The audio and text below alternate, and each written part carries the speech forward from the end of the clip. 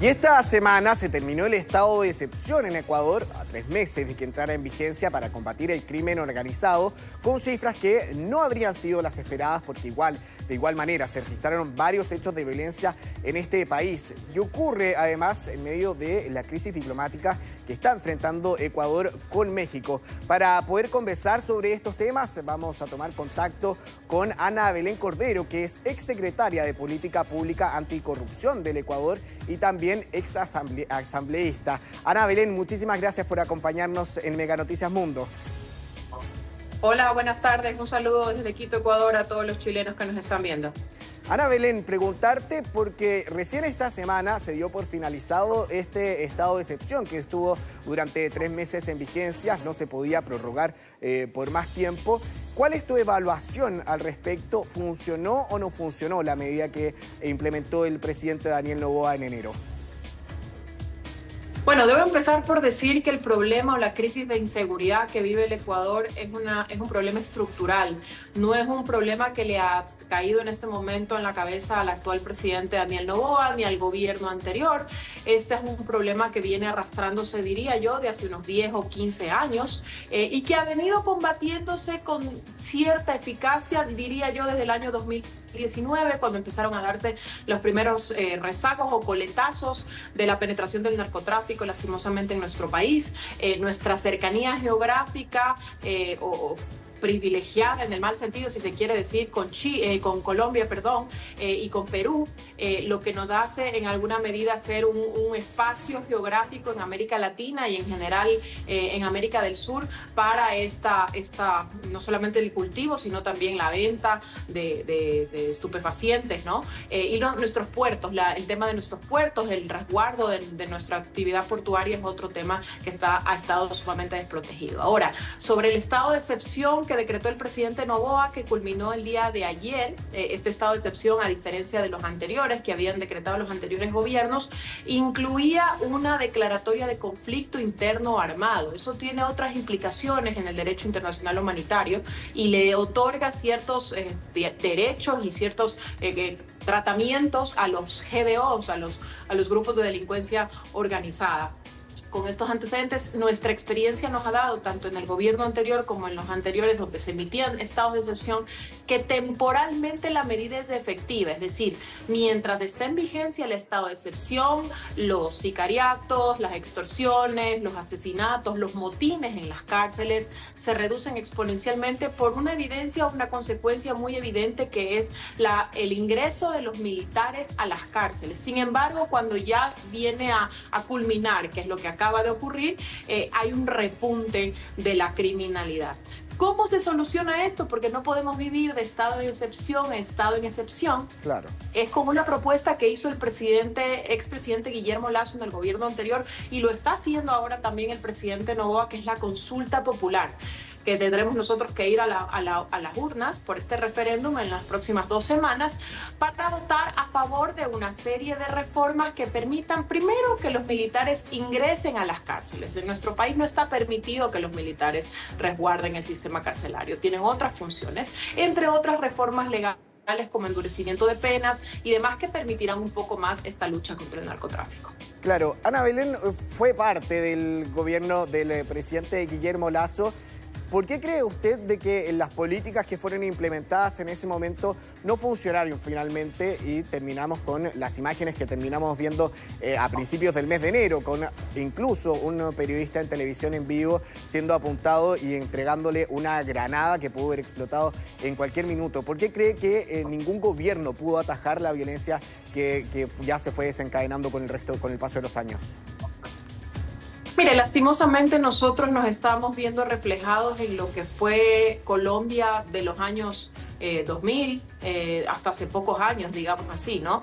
Sentimos de alguna manera que nuestra historia se repite. No me gustaría a mí en particular señalar a algún gobernante porque, como repito, es una crisis estructural que parte además de esta penetración del narcotráfico por un tema geográfico en nuestro país, por un debilitamiento de nuestras fuerzas del orden, de nuestras fuerzas civiles, de nuestras fuerzas policiales, de nuestras fuerzas militares. A raíz de la pandemia, todo el presupuesto que tenía el Estado ecuatoriano fue destinado precisamente a temas de salud, y ahí es donde se priorizó la inversión social y el gasto, y obviamente se dejó de lado un poco el tema policial, ¿no? Cuando llegó el presidente Lasso al poder, tuvo que graduar policías con cierta rapidez, digamos, por la demanda, e invertir en policías, en militares, en armamento, en chalecos y demás que están llegando en el gobierno actual, y bienvenido sea que sea para el beneficio de los ecuatorianos. Sin embargo, reitero, es un tema estructural que no solamente es un esfuerzo que tienen que hacer el gobierno ecuatoriano, sino también los demás gobiernos de la región, que finalmente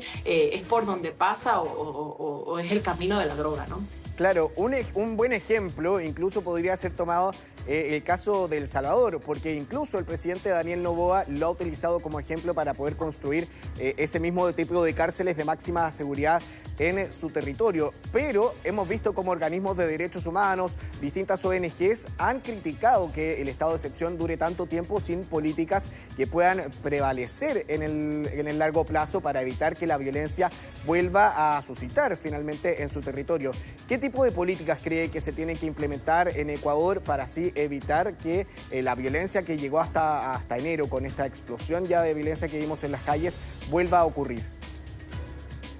Bueno, el propio presidente Noboa en algunas entrevistas se ha desmarcado un poco a criterio de la imagen del presidente Bukele. Entiendo que obviamente los problemas que vive El Salvador versus los de Ecuador son distintos, pero yo creo que las políticas que deben implementarse primero parten de ciertas políticas sociales, que ha habido un cierto abandono de parte del Estado a estas políticas sociales, y que por eso muchos niños, porque lastimosamente debo decirlo así, muchos niños, jóvenes, adolescentes son los que van y se convierten en sicarios o forman parte de estos grupos de delincuencia organizada. Entonces, estos planes sociales que invierten en empleo para las madres, en educación, en deporte, en cultura y demás, deben ser fortalecidos. Pero otro tema fundamental, y nuestro país lastimosamente también está viviendo desde el mes de diciembre acá, es la crisis institucional que vive el sistema de justicia. No puede funcionar un Estado de Derecho, y no puede funcionar una lucha contra la inseguridad y contra el crimen organizado si no funcionan uno de los tres principales poderes del Estado, que es el Poder Judicial. Y hemos vivido dos escandalosos casos de corrupción, incluso con penetración del narcotráfico en jueces y magistrados de los distintos poderes del Estado. Hoy están tras las rejas, y claro, así como puede luchar, por ejemplo, la señora fiscal general del Estado, que yo aplaudo su gestión y admiro su gestión, contra el crimen organizado, si cuando pone un delincuente tras las rejas, un juez libera a estos delincuentes, en algunos casos por presión, por temor o por sobornos, ¿no? Entonces, contra ese daño o esa metástasis estructural, así se llaman los casos, los ha denominado la señora fiscal, metástasis y purga, y creo que con esa metástasis es la que tiene que luchar el sistema, ¿no? Esas son partes de las reformas con las que estamos trabajando en estos momentos. Claro, casos que hemos conocido ya hace bastante tiempo, los casos metástasis precisamente, y que se venían arrastrando también hace bastantes años, sin importar quién estuviera en el gobierno. Usted, que estuvo en la Secretaría de Política Pública Anticorrupción, ¿por qué cree que fue tan difícil finalmente atrapar a quienes estaban involucrados en estos casos? Bueno, lastimosamente, y es lo que hemos visto de las audiencias públicas que ha llevado adelante la señora fiscal en la Corte Nacional de Justicia y a través de los medios de comunicación, es porque estos jueces han estado protegidos por partidos políticos. Y al estar protegidos por partidos políticos, se sienten con legitimidad o con resguardo. Cuando se los lleva a la Asamblea Nacional, al Congreso, a juicio político, a los entes máximos del sistema judicial para que rindan cuentas, eran protegidos por los partidos políticos tradicionales. Eso ha logrado comprobar la señora fiscal general del Estado, el total apoyo en esta lucha contra el crimen organizado. Lo más grave de todo es que se utilizó a los partidos políticos para este intercambio de favores y para esta, en muchos casos, extorsión a distintas personas, y por supuesto de lo que develan los chats y las comunicaciones con incluso narcotraficantes, el muerto o el fallecido Leandro Norero, así como Fito, que fugó de la cárcel en el gobierno de Daniel Noboa. Son algunos de los casos que se ha comprobado que han mantenido comunicaciones con partidos políticos, con jueces y hasta con periodistas aquí en el Ecuador. Yo sinceramente espero que este amargo capítulo que ha vivido el país con estos dos casos de corrupción judicial llegue a buen fin con sentencias ejecutoriadas y que por el bien de todos se refunde el sistema institucional de justicia en el Ecuador. Claro. Ana Belén, yo sé que no era parte solamente del gobierno del expresidente Guillermo Lasso, no era la cabeza del gobierno, pero cree que su presidencia, que tuvo que terminar además abruptamente, tiene que hacer algún mea culpa por la situación que se está viviendo por estos días en Ecuador con el tema de la violencia. Él también tuvo que implementar en varias ocasiones estado de excepción, tuvo que intervenir también las cárceles del país para evitar ahí los enfrentamientos entre las bandas rivales. Bueno, yo creo que todos los gobiernos tenemos la obligación de hacer un mea culpa, ¿no?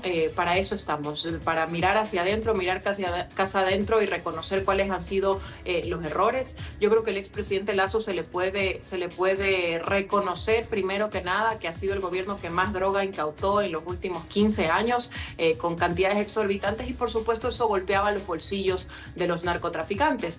Seguramente desde el Estado, en procesos de contratación pública para la compra y la adquisición de todos los insumos que necesita la Policía Nacional y las Fuerzas Armadas para luchar contra el crimen organizado, un poco la burocracia para estos procesos de contratación pública y la transparencia que demanda todo proceso de contratación pública nos impedía ir a la par de la rapidez que iban pues los narcotraficantes y el crimen organizado para luchar contra ellos, ¿no? Yo creo que ese podría considerarse uno de los errores principales, pero lo que no le perdonan los grupos del crimen organizado al expresidente Guillermo Lasso es que incautó la mayor cantidad de droga y golpeó los bolsillos de los narcotraficantes, ¿no? Yo creo que finalmente ese esfuerzo conjunto entre las distintas instituciones del Estado y los distintos países de la región es el que va a permitir que no solo se vea afectado el Ecuador, sino que salgan adelante los demás países. Veo a Perú que está con los mismos inconvenientes, veo que en Chile están habiendo ciertos problemas similares, en Argentina igual. Yo creo que es un esfuerzo mancomunado en la región. Claro, sí, crisis de seguridad que varios expertos ya han dicho que se está viviendo en nuestra región. Ana Belén, mencionabas que se viene este referéndum que para algunos medios de comunicación dicen que puede ser una especie de referéndum a los meses que lleva Daniel Noboa en el país. ¿Crees que puede afectar el resultado que tenga en esta elección lo que ocurrió durante este fin de semana en la Embajada de México?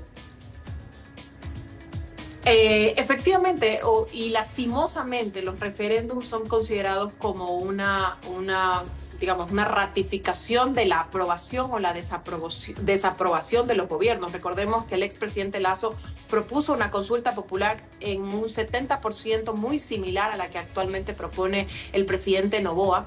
Y precisamente las cifras, al menos de las encuestadoras que se han hecho públicas, no daban muy buenos resultados. No necesariamente de pérdida de la consulta popular, pero no unos resultados muy alentadores.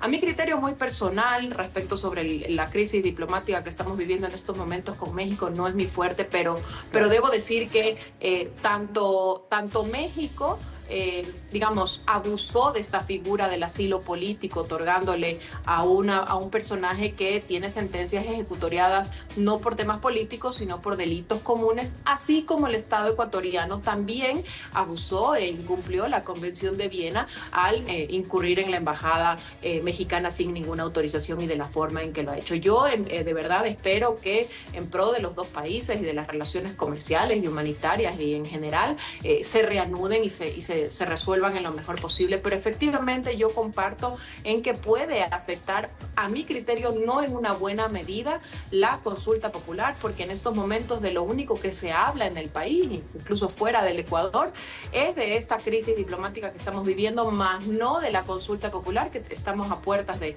ir a las urnas, ¿no? Claro que sí. Ana Belén Cordero, ex secretaria de Política Pública Anticorrupción del Ecuador y también ex asambleísta. Muchísimas gracias por habernos acompañado esta tarde en Mega Noticias Mundo. Que esté muy bien. Un gusto. Buenas tardes, Pablo.